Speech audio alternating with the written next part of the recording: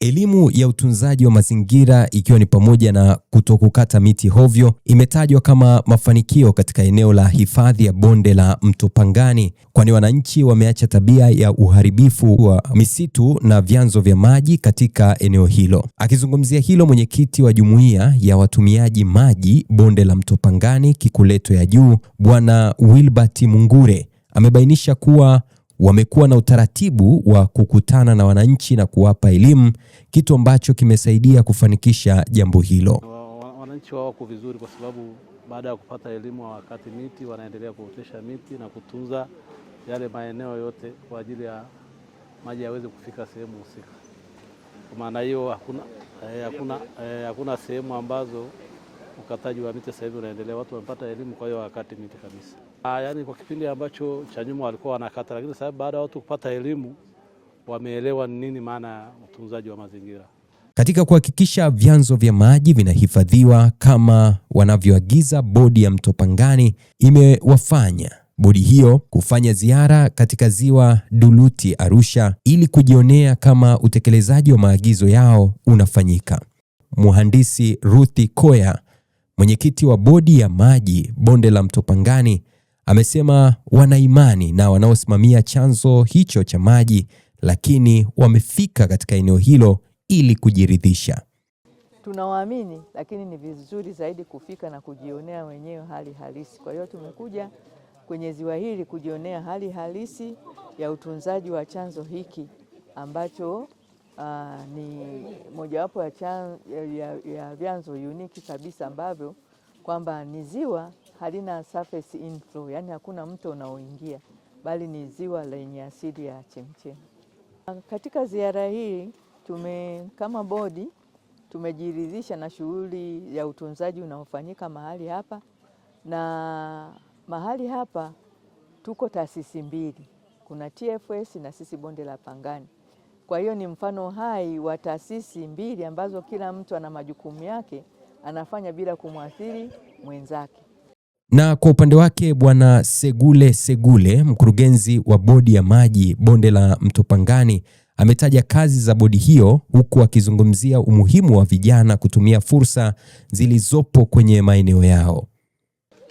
Kazi kubwa tunazozifanya ni kufanya tathmini ya maji, kuyagawa maji kwa wadau mbalimbali. Najua maji yanatumika na wenzetu wa sekta mbalimbali, umwagiliaji, viwanda na kadhalika, lakini tunahusika na kutunza vyanzo vya maji ambapo ile rasilimali maji inatoka.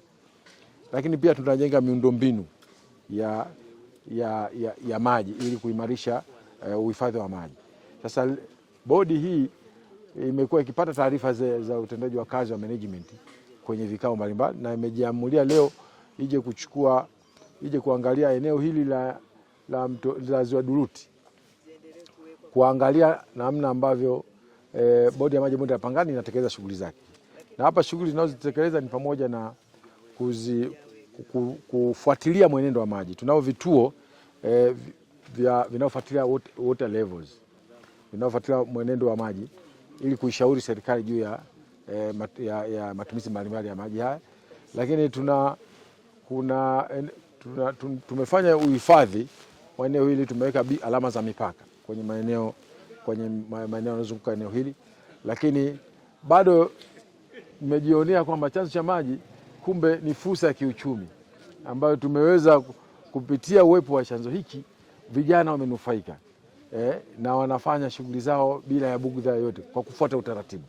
Kwa hiyo sisi bodi imekuja imejionea fursa hizi na imekuwa jambo jema, na hii inaungana na maelekezo ya waheshimiwa viongozi wetu, kuanzia Mheshimiwa Waziri wa Maji Jumaa Bin Aweso, lakini Mheshimiwa Rais anazungumzia juu ya watu kutumia fursa hizi, hasa vijana katika zilizopo kwenye maeneo. Naye muhifadhi wa daraja la kwanza Gloria Robert kutoka TFS ambao wanasimamia hifadhi ya misitu ya ziwa Duluti ametaja ushirikiano uliopo baina ya taasisi hizo mbili kwamba ni wa muda mrefu.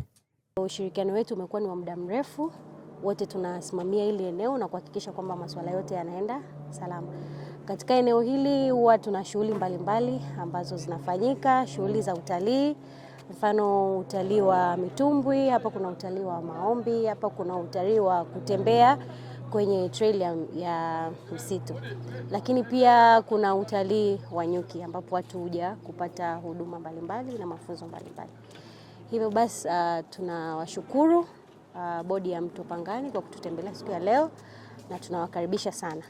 Lakini pia kwa ajili ya AFCON ambayo tunatarajia kwamba itafanyika hapa katika jiji letu la Arusha, tunawaambia watu wote kwamba hapa Lake Duluthi tunajipanga na kujidhatiti kwa ajili ya ujio wa wageni wengi ambao tunatarajia pale itakapokuwa ni muda wa AFCON. Kwa hiyo maeneo haya yanaendelea kuboreshwa, tunaendelea kupokea wadau zaidi wa mitumbwi kwa sababu tunaamini tutakuwa na wageni wengi sana wa mataifa mbalimbali kwa ajili ya kuja kuburudika hapa. Kama ambavyo mmeona mandhari ya hapa iko vizuri sana, panapendeza. Kwa hiyo tunawakaribisha watu wote na tunawashukuru sana. Asante sana.